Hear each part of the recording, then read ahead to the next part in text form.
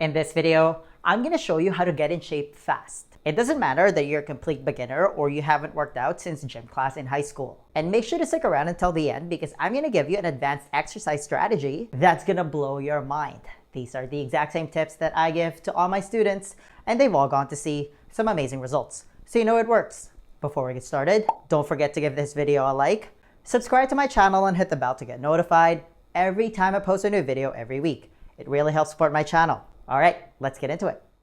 Being in good physical shape is one of the key predictors of longevity. The higher the muscle mass, the better the protection against all-cause mortality. Muscle is basically a reservoir for anti-aging hormones. It's the real fountain of youth, in my opinion. It's crucial for diseases of aging like obesity, type 2 diabetes, Alzheimer's, which is now being referred to as type 3 diabetes, and cardiovascular disease. It actually all starts in the muscle first. The problem is we are not trending in the right direction, especially in the West, where 2 out of 3 adults are either overweight or obese, and 1 out of every 2 have pre-diabetes. The best way to fix everything, in my opinion, is to optimize muscle tissue and really changing this paradigm of thinking that we've been indoctrinated with. It's actually not about being over fat, which is why it hasn't worked for so many people. It really is, from a metabolic perspective, about being under-muscled, because muscle will take care of the fat. That's why physical literacy is such a crucial part of health and longevity. The problem is exercise gets unnecessarily overcomplicated most of the time. There's a lot of noise and bad information out there. For starters, I'm not expecting people to be the way that I am.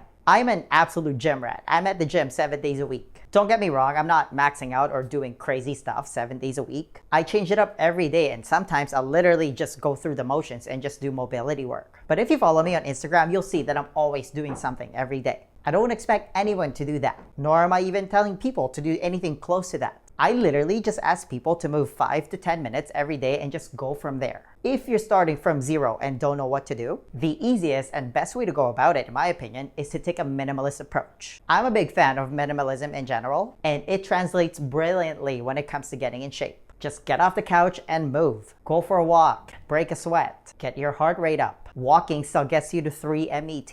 Get some blood flowing, allow your body to gain some elasticity, and build some confidence in the process. I am obsessed with building credibility within oneself. It's such an important part of the puzzle. MET, by the way, or metabolic equivalent of task, is a ratio of your working metabolic rate relative to your resting metabolic rate. 1 MET is the energy you spend sitting at rest, your resting or your basal metabolic rate. So, an activity with an MET value of 3 means that you're exerting 3 times the energy than you would if you were sitting still. And in time, maybe the question then becomes, let me try 15 minutes today. The problem with mainstream fitness is there's too much fluff with little substance. But as always, there are levels. Anything that gets people off the couch is good. It's better than doing nothing. But now it's kind of become about what new sexy exercise program or fancy equipment is out there. Gym memberships have also skyrocketed. Barry's, for example, charges something like $300 a month. That is outrageous. But oftentimes, people look at someone doing a snatch at a CrossFit gym, for example. Naturally, they want to try it because it looks cool. The problem is their bodies haven't earned the right to do that movement. When you take someone who's lived a mostly sedentary lifestyle, who's used to sitting 8 to 10 hours a day in a hunched position, and then all of a sudden they're trying to do a snatch or an overhead squat on their first day, when their thoracic, shoulder, and hip mobility is non-existent, something bad is gonna happen. All I do with the people I coach is I get them moving. This is why I don't really work with athletes, even though that's my background, because they have a completely different set of needs compared to the average person whose only exercise is walking back and forth to the fridge. If I can get you moving a little bit, you're naturally gonna wanna make better choices. That's just how it works. Your success mechanism gets activated, and you start thinking about not eating a pint of ice cream 7 days a week. Maybe you stop crushing a can of Coke with every meal, and you start cutting back to just 1 can a day. There's still a lot to fix there, but at least we're heading in the right direction. At least now we're building some good habits, because half of what we do is based out of the habits we've developed over time. So it's really just about heading in the right direction and never having 0 days. The problem is, as always, we tend to have this all or nothing mentality. And things can be overcomplicated so easily for the average Joe, especially with the advent of social media being such a dominant force in our lives. Like, don't worry about being able to do an overhead squat on a Bosu ball just because you saw someone doing it. Why people do that to begin with, I have no idea. The risk versus reward is just not worth it. Just get good at the basic movement first. Get good at doing a full range of motion bodyweight squat. With the amount of sitting that people do all the time, we start losing the elasticity in our muscles and joints. That's why our bodies start to feel like hot garbage. And nothing shuts down your fat-burning metabolism faster than prolonged periods of stillness. Sitting is a disease and walking is the cure. Something like 70% of adults can't even pass a squat test. It's where you hold a bottom squat position for 5 minutes. It's also called the Asian squat.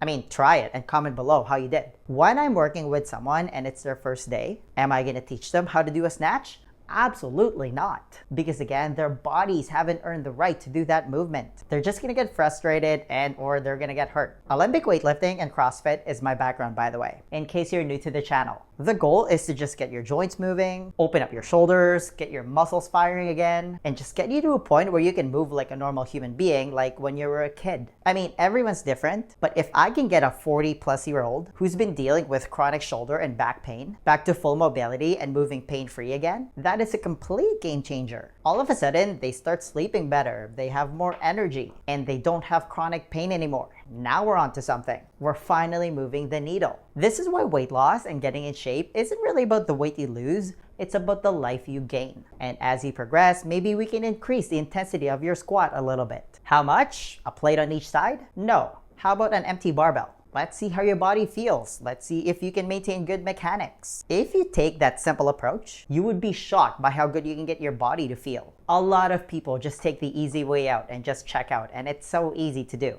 You'll often hear them making the excuse that they have no time. They'll say they're getting older and it's hard to put on muscle. And they're right. It's called anabolic resistance. All the more reason why you have to prioritize getting adequate high-quality protein and doing the work every day to trigger muscle protein synthesis. Guys, sarcopenia is no joke. This chart right here illustrates my point perfectly. Look at the two blue lines. Which trajectory would you rather end up in? This is why it's so important to build up a good store of metabolic gold, aka muscle, when you're young. It's like your retirement fund and the payout is having good quality of life. It is shocking to me how much people are willing to defend why they can't do the work. Imagine how much further you'd be if you argued for it. In terms of movement, there are really only 4 things you need to focus on: a squat, a push, a pull, and a plank. You don't need to use exercise machines. You are the machine. Humans have been squatting, horizontal pressing, vertical pressing, climbing, and using their torsos to resist pushing and pulling forces for millions of years. Just start with bodyweight squats, push-ups, pull-ups, and work on your plank. That's the minimalist approach. Master those 4 things because they apply to everything we do in life. If you're completely brand new, you can do chair squats. Do your push-ups off your knees or even at a higher elevation. You can do chair-assisted pull-ups if you can't do pull-ups. Do your planks off your elbows to make it easier. Just start with wherever you're at, find some consistency, and that'll lead to improvement. If you want to spice things up, and this also applies to everyday life, one of the things I've fallen in love with lately is doing carries. In my opinion, it's one of the most underrated exercises out there. It's basically a moving plank because you have to create stability throughout your body while carrying an object. A carry is basically a farmer's walk. If you pick up your groceries and you carry them to your car or you walk them home, that's a farmer's carry. That's also where the term farm strength comes from. If you have access to a gym, you can pick up 2 dumbbells and just start walking with it. Depending on how fancy your gym is and how advanced you are, you can pick up a trap bar or a yoke. The latter 2 forces you to keep your shoulders level, have good posture, and make sure you're not arching your back. It's a complete full body exercise. You can also do a single carry overhead to work on your shoulder stability. And you don't need to go heavy right away. But just start with a 2-handed carry farmer walk. Walk for 20 yards or 20 steps. As you get stronger and develop more consistency, you can go heavier. My point is, you have to learn how to move. You need to learn proper mechanics. That's what physical literacy means. Master the basics. It doesn't have to be complicated for it to be effective. Over time, you can add in the intensity as you become more competent. But guys, consistency at the end of the day will trump everything. Just be consistent. Is that good enough? It's good enough for you. Here's a great example. If you do 5 pull-ups or 5 bodyweight rows, 10 push-ups, and 15 air squats, which should take you little to no time. It should take you a minute or 2. It's called a micro workout. If you do that 3 times a day, every day for a year, let's do some simple math because this is where it gets crazy. That's 5,475 pull-ups, 10,950 push-ups, and 16,425 bodyweight squats. You would be unrecognizable in a good way if you put up those kind of numbers. That is the power of consistency. And it only takes 3 to 6 minutes max every day. I personally did 100 burpees a day for 30 days challenge last year, and my body looked different after 30 days. The most important thing is to develop the mindset that you need to move as if your life depends on it, because it does. Remember that chart earlier? It needs to be a part of your life. It needs to be a part of who you are as a human being. And lastly, you don't even need to have a lot of money to do this stuff. Last time I checked, bodyweight movements are free. Walking is free. Sleep is free. Fasting is free. And with all the money that you save from doing all that free stuff, you can use some of it to buy high quality food. Do all those things, and that's how you can get in shape fast.